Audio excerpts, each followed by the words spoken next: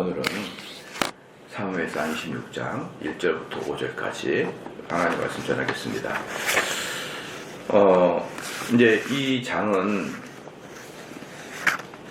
다윗이 사울을 피해서 도망가는 4차 피난입니다. 4차 피난이에요. 그리고 마지막 도망입니다. 이제 여기서도 마찬가지로 하나님의 도우심이 있어요. 12절에 보니까 다윗이 사울의 머리 곁에서 창과 물병을 가지고 떠나가되 깨든지 이를 보든지 알든지 하는 사람이 없었으니 이는 여호와께서 그들로 깊이 잠들게 하셨으므로 그들이 다 잠이었더라. 이렇게 말하거든요. 그러니까 다윗이 물론 용맹스럽긴 하지만 그 일을 성공시키신 분은 하나님이었죠. 어떻게 해요? 그들을 잠들게 해서, 그들을 깊이 잠들게 해서 깨나지 못하도록 한 사건이죠. 그래서 제가 주일날 오후에 시편 강의 설교를 하면서 그런 말씀을 드렸습니다. 다윗이 시편 2편을 쓰면서 이런 말을 하는 거예요. 너희들이 나를 대적하는 것이 아니고 나를 대적하는 것은 곧 나의 뒤에 계신 여호와 하나님을 대적하는 것이다. 그러니까 너희들은 허탄한 것을 하지 마라. 이렇게 이야기합니다. 그렇게 다윗이 그렇게 자신 있게 이야기할 수 있었던 게 뭐냐면, 다윗이 자기의 인생을 되돌아보면은 이런 일들로 계속 점철되어 있거든요. 불가능한 일들. 그리고 자기가 왕이 되고자 1%도 생각하지 않았단 말입니다. 자기가 왕이 되고자 1%도 생각하지 않았는데 그냥 왕이 되는 거예요. 그냥 이렇게 밀어가는 거죠. 그러니까 내가 왕이 되려고 계획을 잡은 것도 아니고, 내가 왕이 되려고 어떤 꼼수를 부린 것도 아니고, 뭐 대중들을 선동한 것도 아니고, 그냥 자기가 하고 있는 일이 있는데 하나님께서 그냥 나를 들어서 쭉 그냥 끌고 가신다는 것을 다윗은 스스로 느낀 거예요. 다윗 스스로가 느낀 거예요. 아, 하나님 나를 끌어가시는구나. 그런데 우리는 보편적으로 나를 하나님이 끌어가시는구나, 이걸 잘 못 느낍니다. 왜 그러냐면 우리가 그 일을 하려고 엄청나게 계획을 잡으니까. 우리가 엄청나게 계획을 잡고 그 일을 하려고 우리가 엄청 노력을 하잖아요. 노력을 하고 계획을 잡고 그렇게 하다가 딱 성공을 하는 거죠. 그럼 어떤 마음이 들까요? 아, 내가 열심히 노력해서, 응? 내가 열심히 계획을 잡아서 내가 성공을 했구나, 이런 마음이 들잖아요. 그렇기 때문에 하나님이 나를 끌어오셨다, 이런 마음 잘 안 들지 않습니까? 그렇기 때문에 다윗처럼 너희들이 나를 대적하는 것은 나를 대적하는 게 아니라 내 뒤에 계신 여호와 하나님을 대적한다, 이 말을 못해요. 이 말을, 하나님이 나와 함께해서 내가 여기까지 온 건지 내가 노력을 잘해서 여기까지 온 건지 구별을 못하잖아요.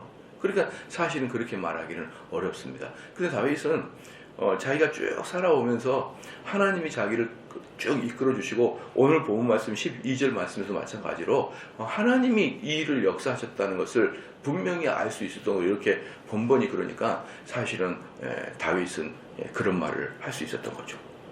그래서 이 이제 26장에서는요, 이제 결과적으로 다윗의 완벽한 완승, 사울에 대해서 완승을 이룬 것이 바로 26장이었습니다. 뭐 왜 완승을 이뤘냐면요, 첫 번째 26장에서 첫 번째가 21절입니다. 21절을 보면은요, 사울이 가로되 내가 범죄하였도다. 내 아들 다윗아, 돌아오라. 네가 오늘 내 생명을 귀중히 여겼은지 내가 다시는 너를 해하려 하지 아니하리라. 내가 어리석은 일을 하였으니 대단히 잘못되었다. 첫 번째 승리는 뭡니까? 사울 자신 입에서 내가 잘못했다, 그 입을 꺼냈잖아요. 내가 잘못했다. 그러니까 완벽한 승리였죠. 두 번째는 더 이상 사울로부터 추적을 받지 않게 됐죠. 더 이상 추적을 받지 않게 됩니다. 27장 4절에 보면요, 27장 4절에 보면은 다윗이 가드에 도망한 것을 혹이 사울에게 고하매 사울이 다시는 그를 수색하지 아니하니라. 이 사울의 죽음으로부터, 이제 사울의 추적으로부터 영원히 안정한 상태로 들어가게 되겠죠. 놀랍게도 이스라엘의 철천지 원수인 블레셋 땅에 들어가게 됨으로 인해서 오히려 사울로부터 목숨을 건지는 그런 사건이 발생한 것입니다. 그 세 번째가 뭐냐면 가장 중요한 것이죠.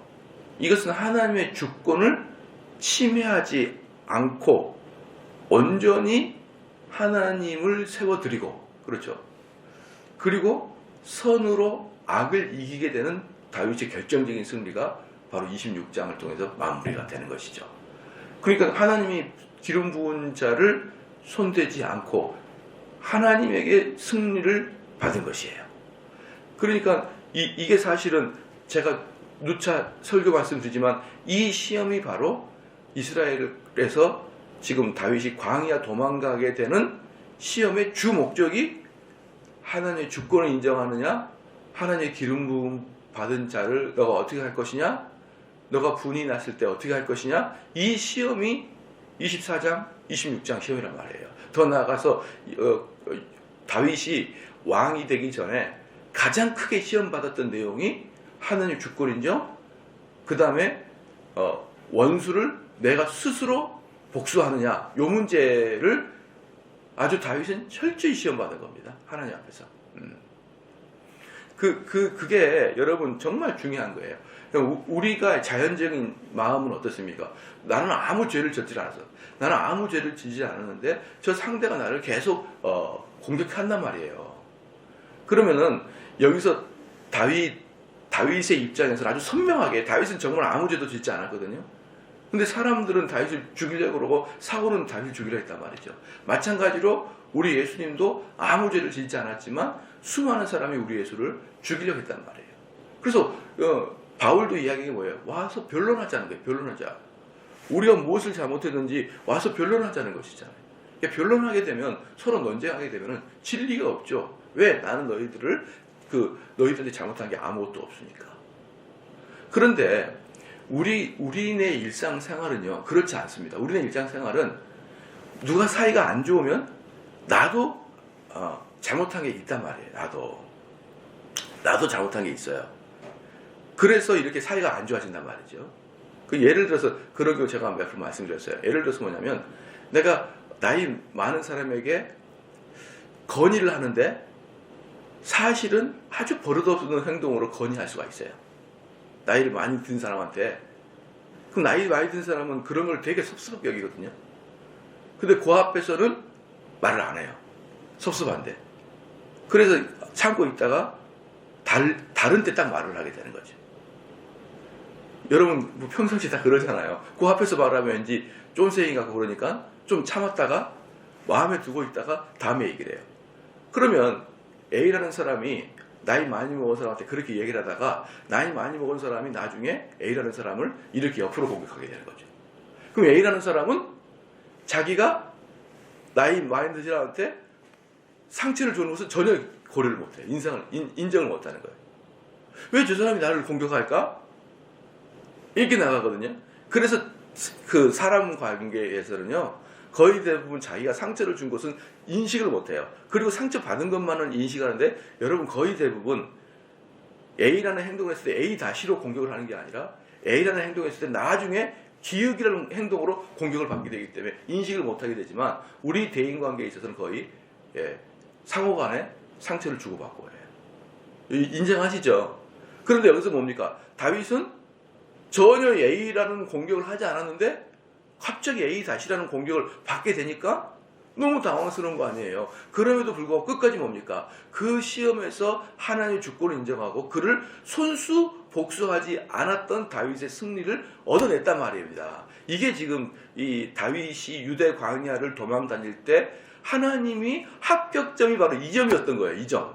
그럼 여러분들은 지혜로운 자라 그러면 이 사무엘상을 공부하면서 여러분도 끝까지 어떻게 됩니까? 공격을 당할 때 참을 수 있어야 되고, 공격을 당할 때 하나님이 지금 나에게 이 공격을 허락하신 것이고, 저 사람을 통해서 나에게 지금 공격을 허락하시는 것이고, 그럼 나는 이때 내가 무엇으로 이 시험을 통과할 것인가에 대해서 여러분이 머리를 두고 있어야 돼, 염두에 두고 있어야 될 거 아닙니까?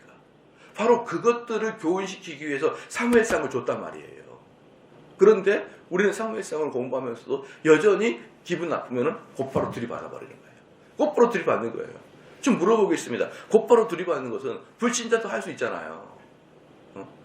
불신자들도 곧바로 들여받을 수 있고 많은 사람들이 곧바로 들여받잖아요. 그럼 우리는 참다운 성도라 그러면 달라도 너무 달라야 될 거 아니겠습니까? 성도가 가는 길과 불신자가 가는 길은 180도 다른 길이잖아요. 근데 어떻게 삶의 그 패턴이 불신자랑 동일할 수가 있냐 이 말이에요. 그래서 로마서에도 분명히 보면은 그렇게 했단 말이에요. 선으로 악을 이기라고 로마서 12장에 그렇게 나왔단 말입니다. 선으로 악을 이겨야 되는데 우리는 때때로 악을 악으로 이기고 그렇잖아요. 걔가 나를 공격하고 나도 그만큼 공격하고 아니 더 많이 공격하죠. 그래서 구약에서는 눈에는 눈, 이에는 이예요. 왜냐? 눈에는 누가 눈을 빼면은 우리는 눈만 빼면 되는데 눈을 빼고 그리고 목숨까지 끊어버리는 게 우리네 마음 성태이기 때문에 오히려 구약에서는 최소한 네가 받은 만큼만 돌려줘라 이렇게 이야기했던 거예요. 왜? 아직 복음이 완벽하게 오지 않았기 때문에. 그렇죠? 근데 우리는 어때요? 5 받으면 50을 돌려줘 버린 거죠. 더 그러니까 싸움이 점점점 커지는 거예요. 부부간에도 뭐 별거 아닌 걸 시작했다가 아주 이혼까지 가는 큰 싸움으로 번지게 되는 구타까지 유발되는 그 싸움 뭡니까? 별거 아닌 걸로 시작해가지고 구타까지 가는 거예요. 왜 별거 아닌 게 여기가 가진 거야? 점점 내가 받은 거에 플러스 알파, 받은 거 플러스 알파 점점 커지니까 싸움이 그렇게 확산되는 거예요. 마찬가지입니다. 우리 거의 대부분 악으로 악을 갚는데 플러스 알파를 해서 갚기 때문에 이 사회와 이 교회가 싸움과 분란의 소문이 끊이지 않는 것입니다. 여러분 좀 이해가 되셨죠? 바로 이 부분을 다윗은 승리했다라고 해서 26장을 계기로 바로 이 인내함, 다윗의 인내, 다윗이 선으로 악을 이김, 이 시험이 26장을 마지막으로 딱 끝납니다. 합격! 하나님께서 다윗 너는 합격! 이렇게 해준 게 바로 26장이에요. 그리고 얼마나 귀중한 것이고 바로 이 본문을 통해서 여러분들이 얼마나 많은 교훈을 받아야 되겠습니까? 그래서 지금 26절 서론을 잠시 했고 5절까지 잠깐 보겠습니다. 10사람 기브아 사람이 와서 기브아의 사람이 사울이 와서 이 10사람이 자꾸 두 번이나 벌써 이번이 두 번이나 이렇게 고자질을 합니다. 참 나쁜 사람이죠.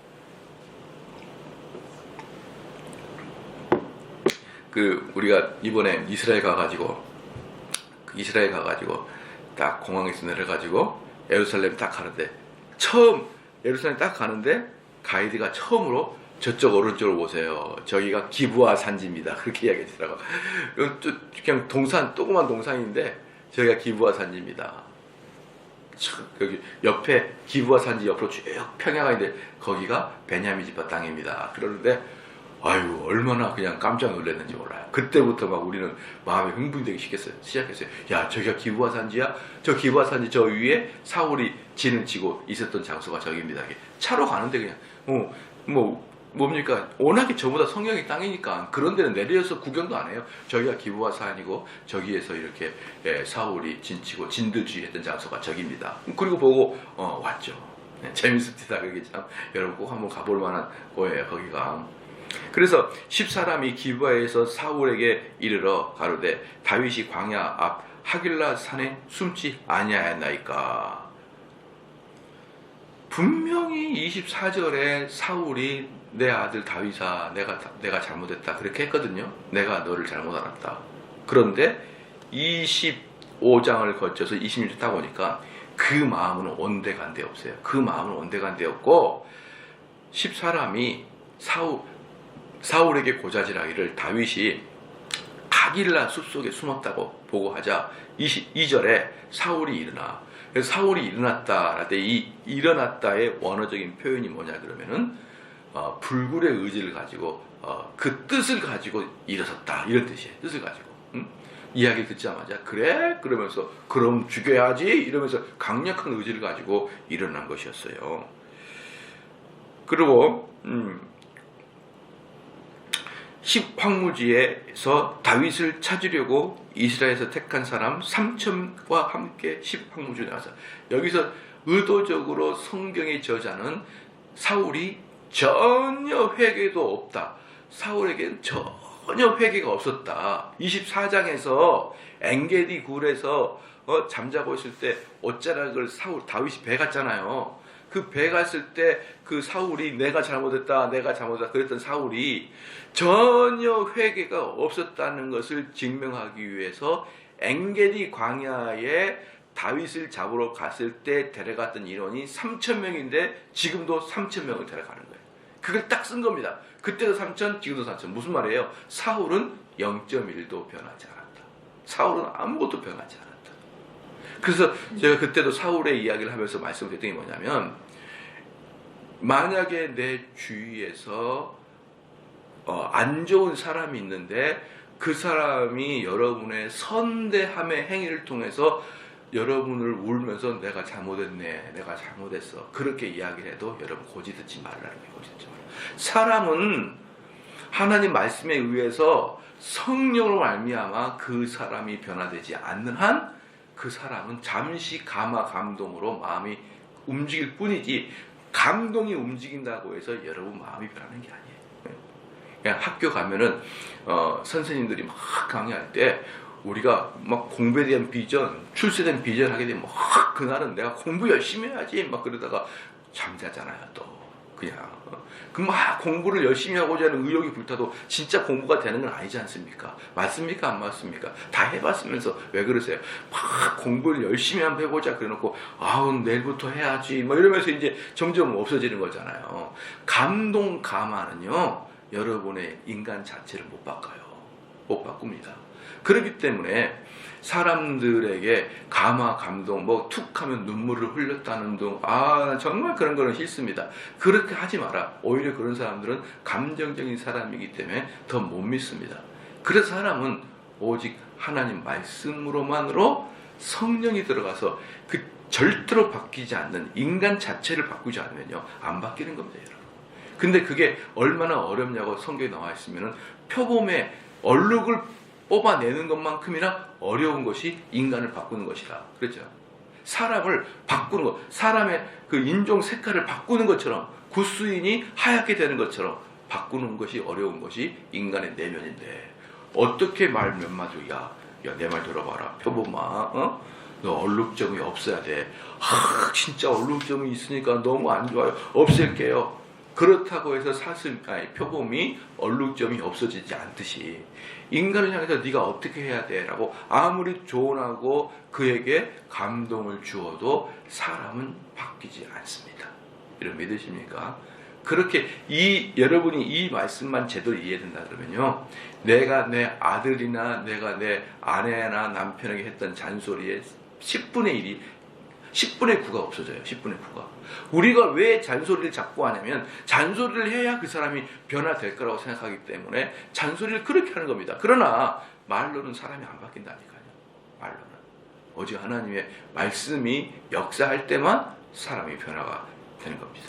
그래서 사울이 일어나 십황무지에서 다윗을 찾으려고 이스라엘에서 택한 사람 3,000과 함께 십황무지로 내려가서 사울은 하나도 변하지 않았다. 3절에 광야 앞 하길라 산길에 진친이라 다윗이 황무지에 있더니 사울이 자기를 따라 황무지로 들어옴을 깨닫고, 이제 다윗이 이미 사울이 오고 있다는 것을 첩보를 통해서 다 알고 있는 거예요. 첩보를 통해서. 이에 탐정을 보내어 사울이 과연 이른 줄 알고, 그런데 이제 지난번 24장의 엔게디 광야의 사건하고 이 사건 다른 게 하나가 있습니다. 뭐냐? 이미 오는 것을 첩보를 받았고, 두 번째는 뭐냐면 다윗의 수하에 있던 사람 중에 첩자를 보내서 거기 안에서 지금 사울이 어떻게 있는지를 다 이미 일거수일투족을 확인할 수 있었던 거예요. 자, 이걸 보면은 뭘 할 수 있냐면은 24장에 비해서 26장이 다윗이 훨씬 더 진보되어 있고 체계적으로 되어 있고 여유가 있게 된 것입니다. 여유가 있게 된 것이에요. 24장에 비해서 26장이 다윗은 더 이제 단단해진 군대로 변하고 있었다는 것을 보고 있어요. 이제 왜 이렇게 될 수 있냐면 추측해 보건데, 왜 이렇게 이제 단단하게 되었느냐면, 다윗이 사실은 두 가지가 가장 큰 문제였어요. 광야 생활하는데, 첫 번째는 먹을 게 없었습니다. 먹을 게 없었고, 두 번째는 뭐냐 그러면 자기 고향이 유대 땅이긴 하지만 그 유대 땅에서 자기를 뒤에서 후원해주는 사람들이 거의 없었어요. 거의 없었습니다. 그러니까 사실은 잡히는 거죠.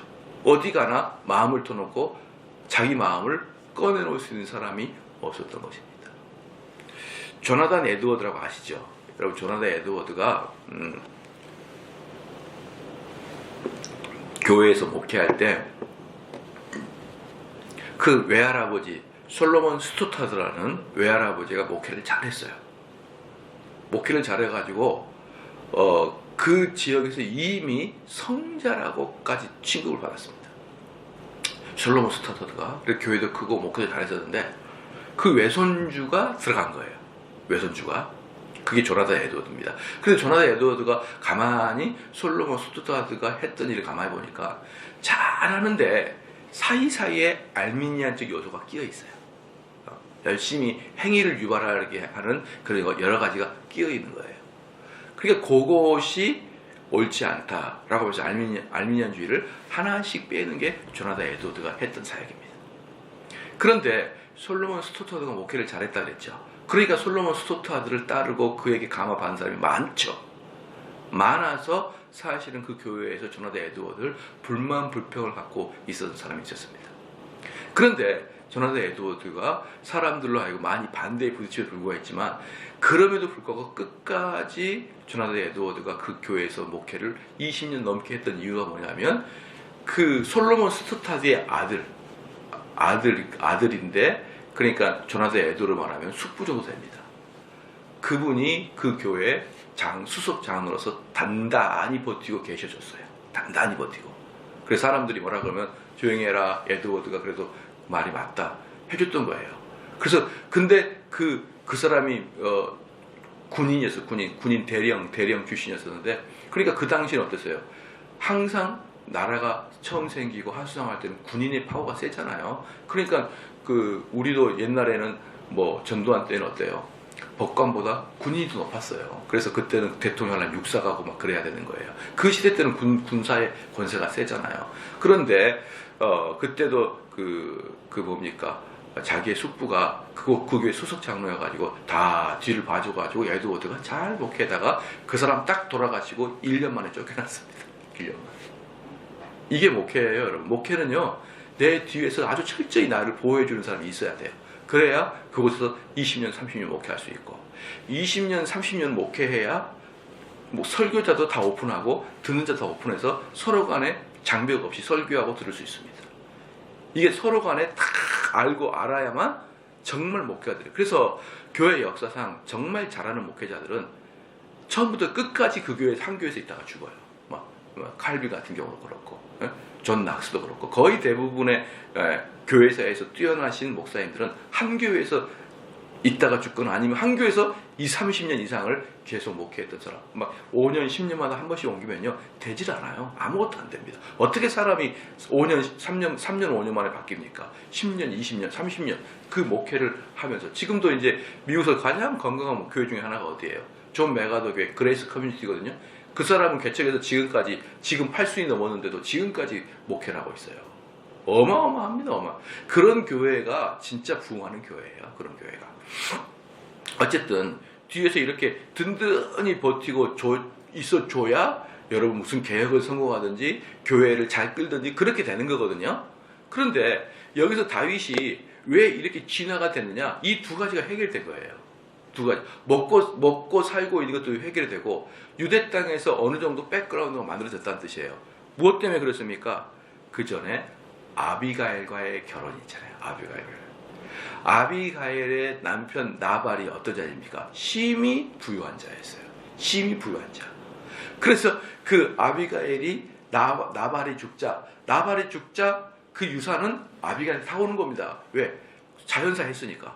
그걸 다 가지고 다윗을 뒤에서 후원을 얼마든지 할 수 있었던 거예요.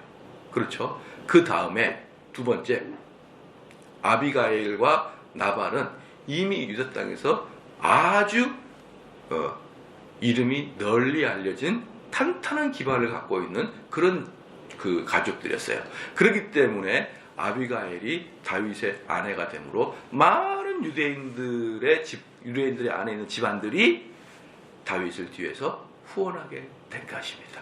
그러니까 이제 다윗은 어느 정도 유다 땅에서는 안정을 취할 수가 있게 된 거예요. 그러니까 돈도 해결됐고, 그래서 먹을 것도 해결됐죠. 그 다음에 유다 땅에서는 어느 정도 입김을 발할 수 있는 아비가일이 내 아내로 들어올 말미암아 아비가일의 형제 자매들 뭐 이렇게 일가 친척들이 다윗의 후원자가 될 수 있었기 때문에 다윗은 어느 정도 든든합니다. 그러니까 이미 사울이 오는 것을 첩보도 입수하고, 그리고 사울이 진을 치고 있는 것을 이제 안정적으로 첩자를 보내가지고 그들을 다 정탐할 수 있을 만큼이나 다윗은 단단했습니다. 그리고 실질적으로 다윗이 여기서 만약에 사울과 겸하여 싸워서 죽이려고 했다, 다윗이 얼마든지 이길 수 있죠. 실력 면에서는 사울이 비교도 안 될 만큼 강했으니까. 그래서 4절, 이에 탐정을 보내어 사울이 과연 이른 줄 알고 일어나 사울의 진친 곳에 이르러 사울과 네레 아들 군대 장관 아브넬의 유하던 곳을 본즉. 그러니까 여기서 보면은 사울이 진친 곳으로 가요. 다윗이 가가지고 사울과 넬의 아들, 이 넬이 누구냐 그러면은 사울의 숙부예요. 숙부. 그러니까 넬의 아들 군대 장관 아브넬은 누구냐 그러면은 사울의 조카죠. 사울의 조카. 그러니까 아브넬의 유하는 사울의 사촌이에요. 사울의 조카가 아니라 아브넬은 사울의 사촌이 되겠습니다. 아브넬이 유하는 곳을 본즉 사울이 진 가운데 두었고 백성은 그를 둘러 지쳤더라. 그러니까 아브넬은 군대 장관이었습니다. 군대 장관. 그래서 이 아브넬하고 다윗이 언제 처음 만나냐 그러면, 여러분 혹시 기억합니까? 다윗이 골리앗을 이겼을 때 그 다윗을 끌고 사울에게 안내한 사람이 아브넬이었어요. 그리고 이제 그 아브넬과 다윗은 분명히 친했을 것입니다. 왜냐 그러면 매월 첫째 날에 사울이 그 잔치를 배설해서 온 가족들이 모여서 식사를 했다 그랬잖아요. 월삭 때. 그때 가족들이 모여서 남자들끼리 식사를 했거든요. 그러면은 다윗도 사위요, 아브넬도 사촌이요. 이러니까 또 누굽니까? 그 아들 요나단도 아들이요. 이렇게 같이 식사를 했던 사람들이에요. 그러니까 이 사람들이 원래 가족과 같은 그런 관계가 됐지만 지금은 뭡니까? 원수로 만났습니다. 원수로 만나고, 그리고 이후에 이 아브넬이 나중에 어떻게 하냐 그러면 사울의 그 아들이 있잖아요. 사울의 아들이 나중에 살아요. 걔를 이스라엘 북부로 끌고 가가지고 10지파의 왕을 만들어요. 아브넬이. 그러니까 이 아브넬이 어때요? 아주 야망이 있었고 다윗을 끝까지 괴롭혔던 사람 중에 하나가 아브넬이었습니다. 그래서 이 아브넬이 사울의 옆에 있으면서 계속 사울의 마음을 격동시켰고, 사울 당신이 이러고 있으면 안 됩니다. 빨리 가서 다윗을 죽여야 됩니다. 이렇게 조언을 하고 코치를 했던 것이 바로 아브넬이었어요. 그렇죠? 보면 또 보겠습니다. 군대 장관 5절 중반부에 넬의 아들 군대 장관 아브넬의 유하는 곳을 본즉 사울이 진 가운데 두었고. 어떻습니까? 이제 사울은 철저히 다윗에게 더 이상 농락당하지 아니하고, 또 다른 말로 다윗의 그 용맹스러움을 알기 때문에 진 한 가운데 자요. 그 진 한 가운데 자고 이 사울이 잔 곳을 중심으로 똘똘똘 군사를 이렇게 3,000명을 이렇게 딱 포진했어요. 아무도 못 들어오게, 다윗이 감히 못 들어오게 사울 가운데 자고 똘똘똘 포위를 해가지고 딱 그 사울을 중간에 재웁니다. 그게 바로 이제 5절 말씀이에요. 사울이 진 가운데 두었고 백성은 그를 둘러 진쳤더라. 그래서 쥐 한 마리 못 들어오고 탁 막아놨는데 이걸 뚫고 다윗이 들어가는 거예요. 이걸 뚫고. 근데 여기서 보면은 하나님이 그들을 잠재우게 했다라고 분명히 26장 12절에 그렇게 나와 있잖아요. 그럼에도 불구하고, 여러분 잘 들어보십시오. 그럼에도 불구하고 다윗이 용맹스러우니까 들어갔죠. 내가 들어가면 하나님이 그들을 다 재울 것이다, 이 마음이 있었을까요? 저는 없었을 거라고 봐요. 그러나 다윗은 어쨌든지 자신이 있었고, 어쨌든지 용맹해서 그 사이를 뚫고 들어가가지고 결국 사울의 물품을 훔쳐나오게 되는 것입니다. 바로 이제 이러한 것들이 주님을 믿는 자들의 아주 전형적인 모습인 거예요. 그냥 저희가 제가 이제 좀 돌아보면서 제가 이제 그런 말씀을 했어요. 우리 가족들이 아버님에게 그런 말을 했어요. 제가 아버님에게 사실은 저희는 저희가 20살 때, 제가 20살 때 아버님이 이제 시골에서 오셨어요. 시골에서 19살인가 고3 마지막 때 대학 들어가기 전에 아버님이 시골에서 목회를 그만두시고 서울로 개척을 하러 오셨단 말이에요. 서울로. 그러니까 얼마나 이미 아버님이 서울로 올 때는 기독교의 기독교가 점차적으로 쇠하여 가는 시기였습니다. 그래서 1970년대에 올라올 때는요, 1970년대는 목사님들이 교회 깃발만 꽂으면 사람들이 몰려왔습니다. 70년대.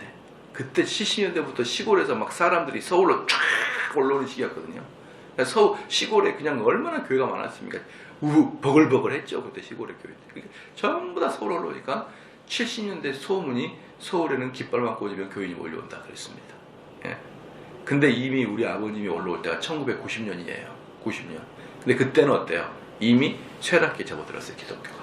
근데 그때 아버님이 큰 교회 하시다가 나이도 드셔가지고 개척을 하러 서울로 오신답니다.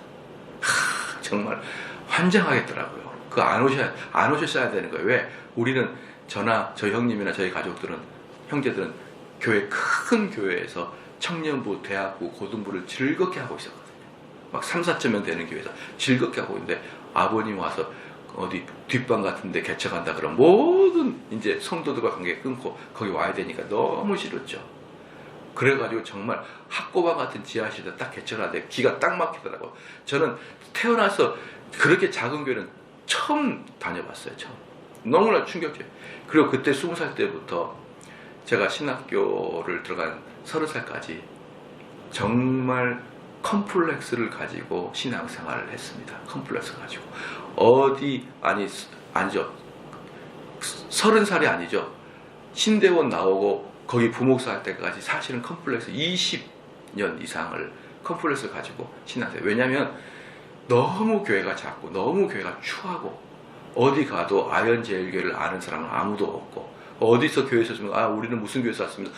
그 교회예요. 다 아는데 우리 아현제일교회는 전부 다 착각하는 거예요. 옆에 빨간 벽도 큰 교회. 아니 그건 아현교회고요. 뭐 이러면서 아현제일교회를 모르는데 왠지 아는 것 같잖아요. 그렇게 해서 약 25년을 살았어요, 여러분. 그렇게. 그런데 그 교회를 제가 맡아서 이어가야 된다는 그게 너무 저는 싫었습니다. 나도 좀 큰 교회 청빙받고 싶다. 언제까지 이렇게 학구방 같은 데서 이런 데서 내가 목회를 하냐. 참. 그런데 하나님이 어떻게 하다가 삼성에 오게 하고 어떻게 이렇게 됐거든요. 그 이야기를 제가 아버님한테 쭉 해드렸어요. 얼마 전에 같이 시골 가시면서.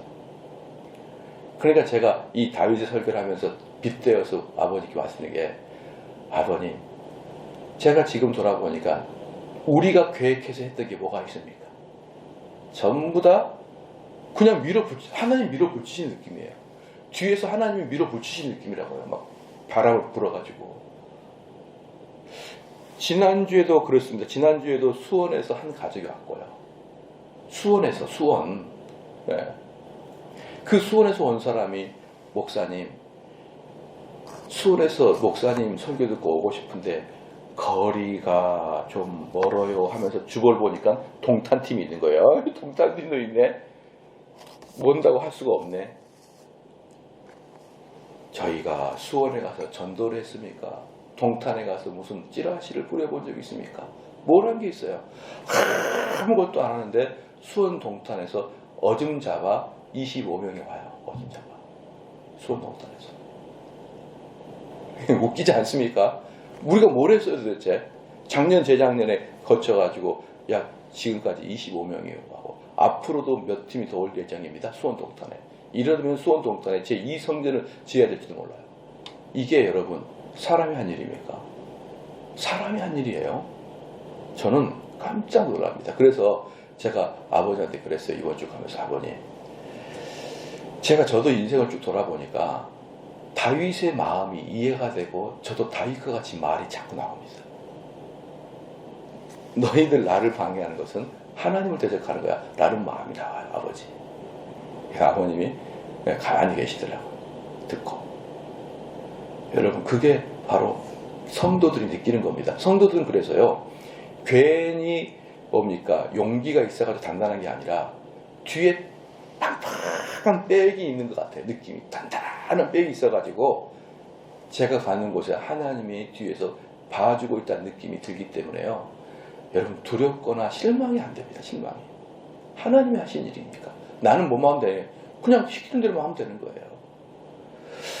그래서 제가 아버지한테 그런 얘기를 했죠. 아버지, 제가 처음에 할 때 얼마나 괴로웠으면. 아버지도 아시거든요. 그거 아버님도 그거 물려주려고 꼬막만한 그거 물려주고 교인들도 참 정말 지금 그분들이 안 계시 말하지만 전부 다 피동적이에요. 수동적이에요. 하라고 하지도 않아. 모든 것을 지금도 생각해보면 모든 것을 우리 아버지 다 했어요. 구청 가는 일, 멋뒤로 가는 일, 심지어 회계가 헌금거리고 월요일날 입금하는 일, 모든 걸 처음부터 끝까지 아버지가 다 했습니다. 교인들은 도무지 자기가 나서서 하는 사람이 거의 없었어요. 다 수동적이고 원로 목사님이 다 하도록 구경하고 전부 다 뒷짐 짓고 앉았고. 여러분 그런데 그런 성도를 저에게 남겨주셨어요. 그런 성도들 거의 대부분 그런 성도들. 그러니까 이 사람들을 가지고 설교해봐도 양심의 가책도 안 느끼죠. 아무런 변화도 없죠. 아무리 강해도 하품하고 앉았죠. 그리고 몇몇 별로 앞으로 비전도 안 보이는 젊은 청년들 몇몇만 저를 좋다고 막 그러니 대부분의 사람들은 아이고 젊으니까 저런 이상적인 소리나 하지. 당신이 현실 살아봤어. 이런 눈빛을 쏴붙이는 수십 명의 사람을 저한테 딱 남기고 은퇴하는데 미치겠더라고요. 미치겠어요. 이걸 가지고 어떻게 목회를 합니까? 그래서 아마 누군지 기억나는지 모르겠지만 제가 한 번은 너무너무 답답해가지고 목회자는 돈이 필요한 게 아니라 보람이 필요합니다. 목회자는 돈이 필요한 게 아니라 성도들로 하여금 사랑받는 게 필요합니다. 근데 저는 아연제일교를 통해서 그걸 아무도 발견 못합니다. 내가 벌써 7, 8년 동안 여기 설교하지만 아무도 변화되지도 않고 아무도 목회를 돕지도 않고 아무도 목사님 설교가 옳다고 나한테 온 사람이 없습니다.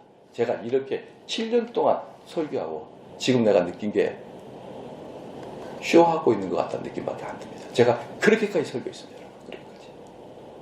그런 사람을 저한테 남겨줬어요. 아버님, 저 그때 정말 힘들었습니다. 예, 참 우리가 오래간만에 시골 가면서 많은 이야기를 했죠. 많은 이야기를 했는데 그래서 저는 하나님이 이끄시는 것 외에는 답이 없다. 이끄신 것 외에는 답이 없다.